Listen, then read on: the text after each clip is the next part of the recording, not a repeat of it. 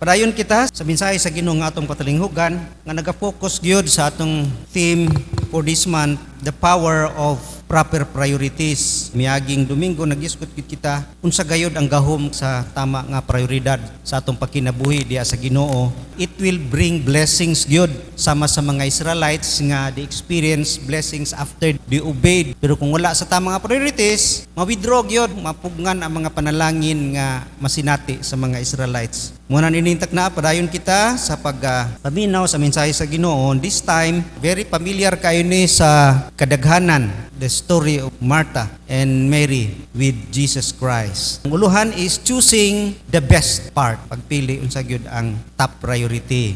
Kung ang atong text sa Luke 10:30 to 42, very important part diha sa verse 41 to 42 ingon diha, Martha, Martha, the Lord answered, you are worried and upset about many things, but only one thing is needed. Mary has chosen what is better. It will not be taken away from her. So tanaw ang tulo ka butang ninintak na nga nagpadaya gayud sa pagpili sa best part, the top priority. First tanaw na to ang ilahang mga choices ni Mary ug ni Martha. Si Mary diha sa verse 39, naglingkod lang gyud siya sitting at the feet of Jesus. Ingon diha, she had sister called Mary who sat at the Lord's feet listening to what he said. Murag gipili ni Mary nga to sit. Tanaw na to ang ihang desire, siya gyud settled siya nga naa sa tiilan ni Jesus. Tungod kay para kaniya, desire niya nga to be closer to Jesus. For her, it is opportunity nga mas maduol siya sa presensya ni Jesus Christ and to know Him more.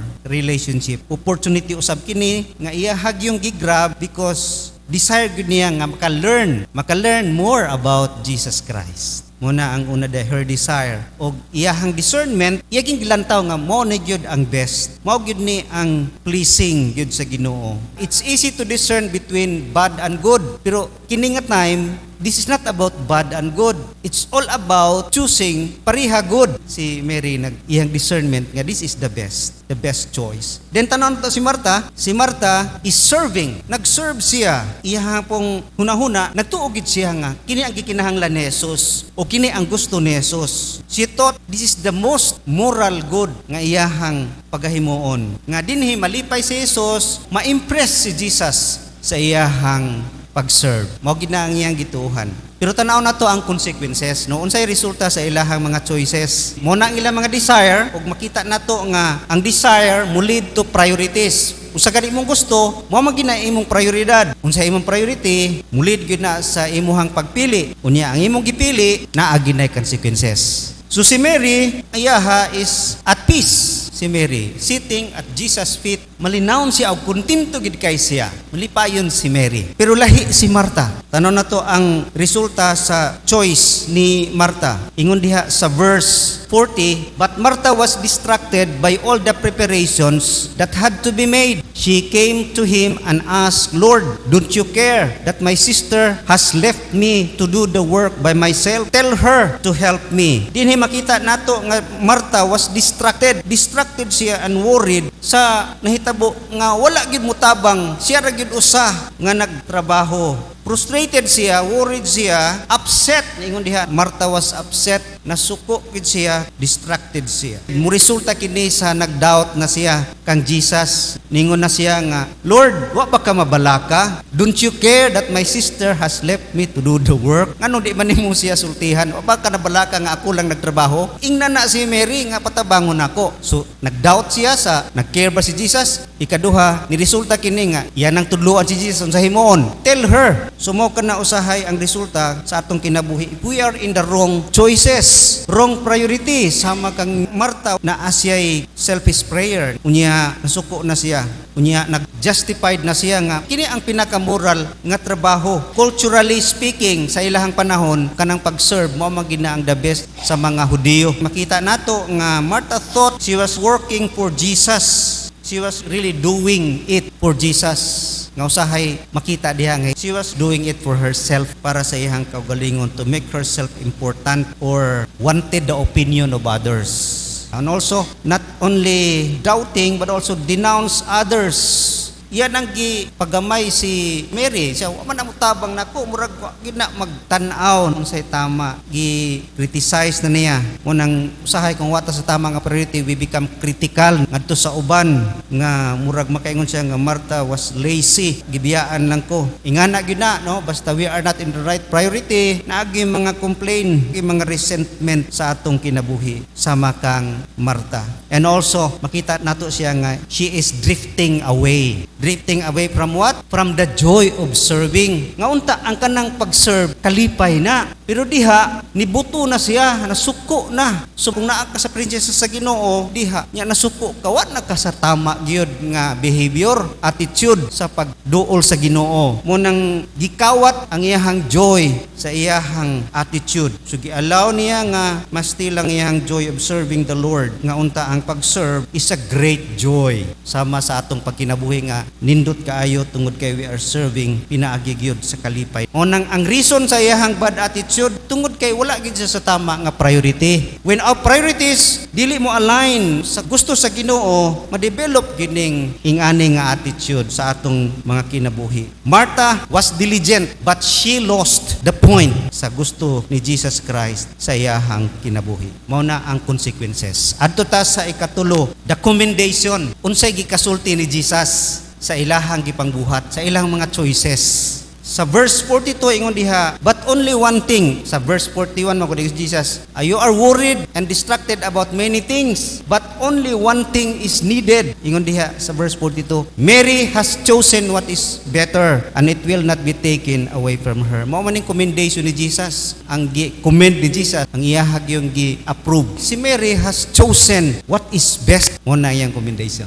Nganong chosen what is better? Tungod kay una, ang epekto manggod sa gibuhat ni Mary muresulta sa deeper intimacy. Mas mulalom pa ang iyang relasyon kang Ginoong Jesucristo. Ang pag-serve dili kay siya mahimong maka-epekto sa atong pag-ila o paglalom sa atong relasyon sa Ginoo. Sa kinabuhi ni Mary, makita gini mo siya nga gusto gid niya og intimacy. She longs to be near Jesus. Gusto gid niya kung kita nahigugma gid sa Ginoo, we long. Worship a longing for us, no, kay we are in His presence. We are hungering, no, kanang nagutom gyud, giuhaw gyud sa iyang presensya. Nga ma-enjoy kinato listening to Him. Enjoyment to listen to His voice. Getting to know Him more. Mauna ang kang Mary. Intimacy focused si Mary. Si Martha is task focus, motivating or encouraging or inspiring para kang Mary is to experience the Lord Jesus Christ, to know Him more and to listen to Him.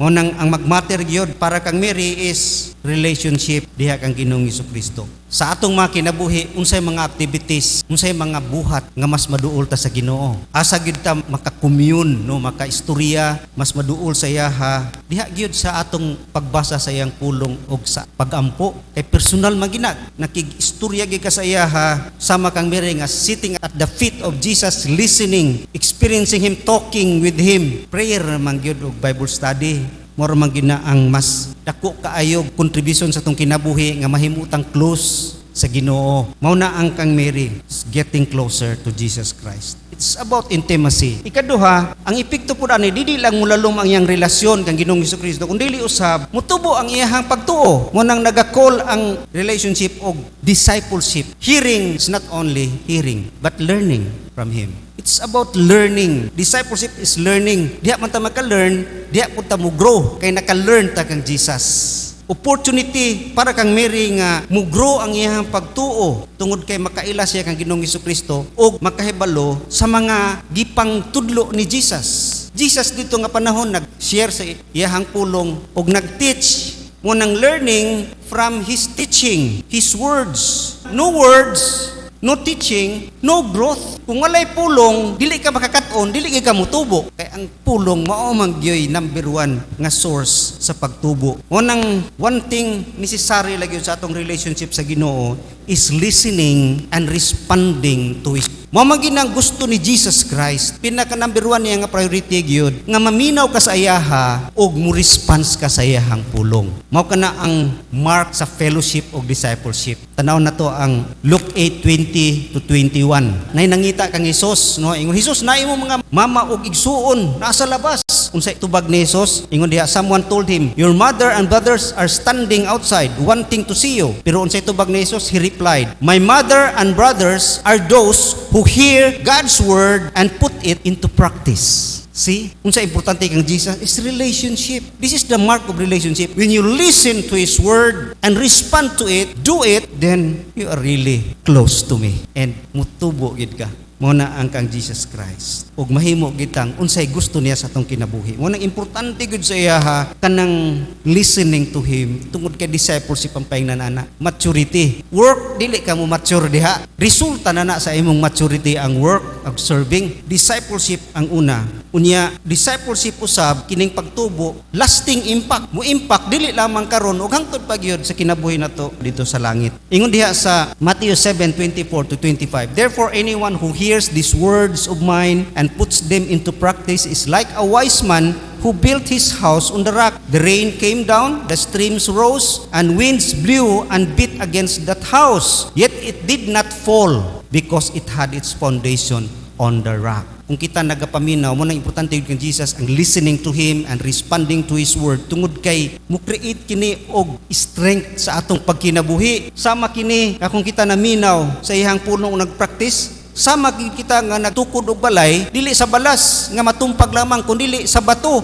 nga di gyud maguba bisan pagkusukuson sa unos sa kinabuhi. Long lasting siya ang effect. Mo nang si Jesus gyud top priority sa iya nga kita discipleship, listening to Him at His feet, responding to His word. Kay mao ginay mulungtad og mahitabo nga paingon kita sa langit. Kay ingon diha sa Matthew 7:22 to 23, many will say to me on that day, Lord, Lord, did we not prophesy in your name? And in your name drive out demons and perform many miracles? Then I will tell them plainly, I never knew you. Away from me, you evildoers. See the claim ini mga tawhana, Lord, di ba nag-alagad bang kay ko sa imo dito pa ko sa kalibutan? Nganong di mo ko kasud? Maay kay ko, sung leader ko, instrumentalist ko, nanangyaw ko. Nganong di mo ko kasulod? I never knew you. Di pa gika-close ka nako. No, ang tubag ni Jesus, wala ko kaila nimo. Kaya wala makita ang proof sa discipleship o sa relationship. You are not listening to my word and put it into practice. You are not learning from me. That is not intimacy. Kung ko kaila nimo because wala kita relationship.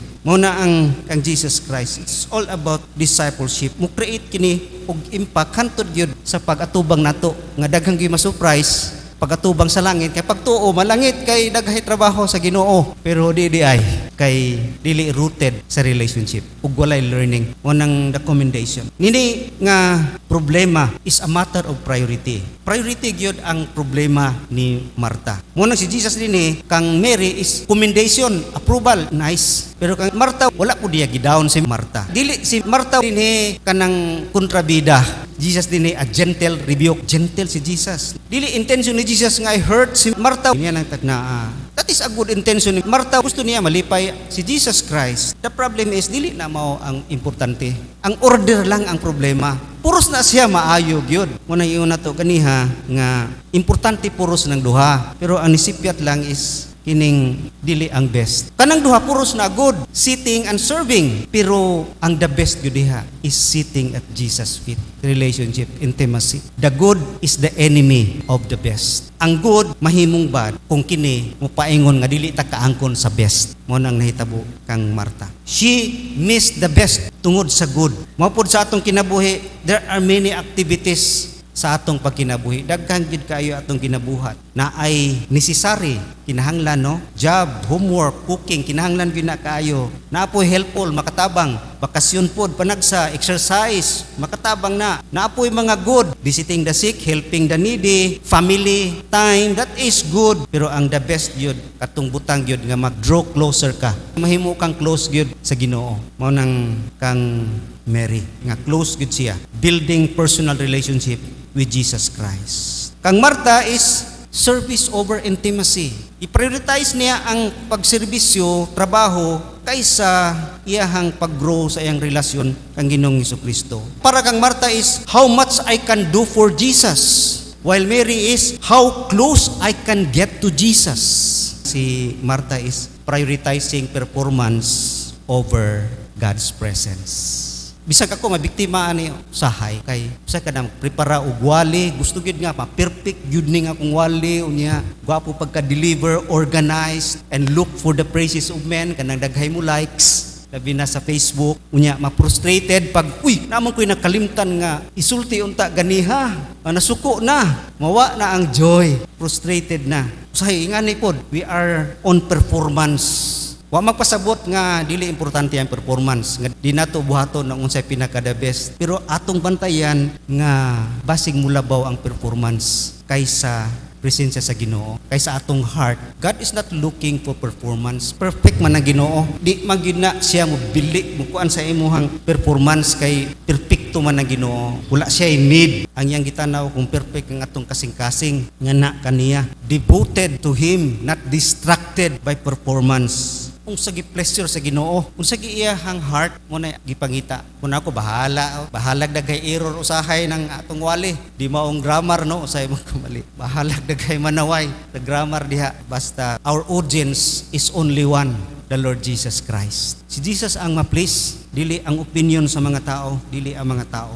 Unang malos na atong joy sa pag-serve sa Yaha kung we prioritize performance over relationship with Him. Martha is prioritizing service over discipleship. Siya ang tao nga mas prepare niya ang pag-serve kan Jesus kaysa getting to know Jesus Christ and learn from Him. Ngunang giingon nga, dili gid pwede mauna ang service kaysa discipleship. Dili dapat mauna ang pag-serve kaysa pag-grow nimo. Samara pag-ingon nga, you cannot put the cart before the horse. Nga di pwede mag-una ang tangga kaysa kabayo. Ang birahon sa kabayo, ang kangga man, no? Ang cart. Mapuna sa itong kinawi. Priorities. Tungod kay, ingon diha sa John 15. Sa John 15, 4 o 5, I am the vine, you are the branches. Apart from me, you can do nothing. Gikan man na sa kuatanan. Kanang imong trabaho, ako man na ang nagtrabaho, dili man na ikaw. Unsa pud ang imong gibuhat, ang source ana ako Gikan na sa kuatanan, the source of power, strength, grace, and wisdom nga imong gigamit karon sa ako gikan. Kung walay learning nga gikan sa kuat, wa kay ma-apply diha, wa kay ma-share diha nga work. Kung trabaho ka diha, walay learning gikan niya, imuha ra gyud ng pagpaningkamot. Mo nang daghay trabaho, ingon giniha Matthew 7:21-22 nga daghay nagtrabaho pero dili credit sa Ginoo tungod kay they are doing it in their own strength, sa ilaha lang kaugalingon. Dili gikan sa punuan, gikan gyud sa kuha. Wala kay mahimo kung wala kay ma-learn sa kuha. Unsay na learn nimo, imuhang ma-apply ngadto sa kalibutan. Mo nang without learning, walay serving. Mo daghay mga tao nga i-prepare nila ang pag-serve, work kaysa mag-learn from His Word. Daghan nga gusto ra gyud serve pero ang pagpaminaw sa iyang pulong ug maka-learn, dili sila gusto niya na. Many are volunteers, no daghay naga-volunteer mag-alagad sa Ginoo, pero dili gusto makakat-on gikan sa Ginoo. Og dili gid na mao kay kung walay learning, walay growing. Kung walay growing, dili ka effective sa imuhang pagpamuhat. Dili ka effective kay dili na gikan sa Yaha. Mo nang top priority gyud ang discipleship and relationship with the Lord Jesus Christ. Kay mao gina ang best priority. The best priority is what He can do for you, not what you can do for Him. Mao nay best nga priority. Dili ang unsay imong mabuhat para sa Ginoo, kun dili unsay mabuhat sa Ginoo para nimo. Kay kung nasay buhaton kanimo, mausab ka, wala gyud makapugong sa iyang pagkabuhaton ngadto sa kalibutan kay mahimo gyud kang effective nga instrument sa iyahang workings ngadto sa kalibutan. Mao na ang kamatuoran. Si Martha, na-miss niya ang hearing nga maka-stimulate sa iya sa pagtrabaho. Iya harag itong gusto mo trabaho siya. Dili gyud gikan sa Jesus. Gawas kong ningon Jesus, Martha, pag-prepare sa, that is instruction, serve. Pero giuna man niya, siya raman to. Ang gusto gyud, pagtuon niya, mao to'y tama, munang maunag gyud ang learning. Unang sa itong pagkinabuhi, unag yun, priority gyud ang pulong sa Ginoo. Bisag asa. Ang uban iglesia, dugay kay mahuman praise and worship. Ang pulong, tagkuan na lang, 10 minutes. Niya mga worship leader, worship team, paghumag, manggawas, panahon na sa pulong na. So priority is ang work, dili ang learning. Munang Martha missed serving from the heart. Si Martha na miss niya ang kanang pag-serve from the heart yun. Si Mary ang tama gyud nga pag-serve. Ug makita nimo na diha siya sa John 12:3. Katong nagbubu og alabastro kang Hesus nga mahal kay nga perfume, si Mary man to o Bethany. Siya man ni nga Mary nga unsa to ka mahal, iya hagibubu ang Hesus. And that is serving. Best service niya sa Ginoo kay from the heart yun. Sa Biblia daghang kay mga example nga gi-choose gid nila ang best. Si Abraham og si Lot, what is best? Para kang Abraham ang best is relationship kaysa possession. Naglalay sila, nag-away naman ang iyang mga tao kay daghan na kailang kabtangan. Ingon na si Abraham, sige Lot, mag-decide ta ani, magbulag ta para di mag-away ning atong mga tao. Ikaw pili, Lot, asa ka? Ang mabilin ako Si Abraham unta ang nay-right nga mupili kay siya ang angkol, mga bahandi nga nakang Lot gikan akang Abraham. Pero si Abraham ang nag-offer, Lot pili imuha kay dili siya gustong samok. Gi-prepare ni ang relationship over possession.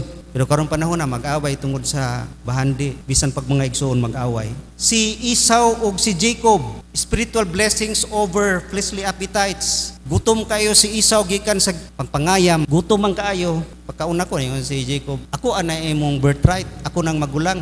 Gihatag pod ni Esau, spiritual blessing ng birthright, diha gikan ang panalangin ibubo sa Ginoo kung ikaw ang magulang, firstborn. Gihatag kay gutom, fleshly nga pagkaon niya gutomon mangyapon to siya. Sa atong mga kinabuhi usay ang priority ang mga pleasure nining kalibutan na appetites, mga butang kalibutanon over spiritual things. And also Ruth and Orpha. Si Ruth patay na ang iyang bana pero nisunod lang gid gihapon siya kang Naomi. Pwede na unta to pabilin siya da sa Moab. Gibiyaan gyapon niya ang pamilya kay mosunod siya kang Naomi. Biyaan niya ang pamilya adto sa gusto sa Ginoo sa iya. Og si Ruth nahimong diha gikan ang banay ni Haring David. Og si Jesus naapoy lineage diha kang Ruth. Tanawa ang blessing. Mo nang ang problema ra gyud ni Martha is wrong focus. Encouragement ni Jesus is to refocus what is best. Jesus wanted Mary to refocus her priority. Seek the heart of Jesus. What is the top priority of Jesus? Unsay desire ni Jesus? Mao kana usab sa atong kinabuhi. Lisod mag-decide. Miagi kita nag-decide what is good and bad sa kinabuhi sa mga Israelites. Ang ilang gipili, pamilya, balay o mga butang sa Ginoo. Dinhi, it is between puros maayo, pero ang pagpili is what is best. Mapod sa iglesia, ang ato manggiyog ginahimo nga decision is what is best. Kay puro gina ministry, no? Puro na kayuhan sa iglesia. We are deciding not between good and bad, but what is best. Mo nang we seek His priority. Mo nang daghan gitag mga pag-ampo gyud. Mo ganing sa atong mga business meeting, no? Sa atong meeting, labi na kining atong paggubaan ning dugay gid na nagkuan ang demolition kay daghan gitag mga opinion nga unsa magay atong i-priority. Daghay i-consider unsa man gyud atong gikuan nganong gubaon tungod kay pangit kay diha sa gid ang atong kuan gigamit pa man na sa ministry, need or beauty or need or worry nga maguba na matumpag. So daghan kita ginatan-aw unsa gid the best. Mo nang it needs a lot of prayer to listen and seek His guidance. Mo nang the power of priorities is para sa mga Israelite a blessing. Pero dinhi the power of priorities, proper priorities kang Mary o kang Martha, kang Mary is peace and contentment. Let us pray.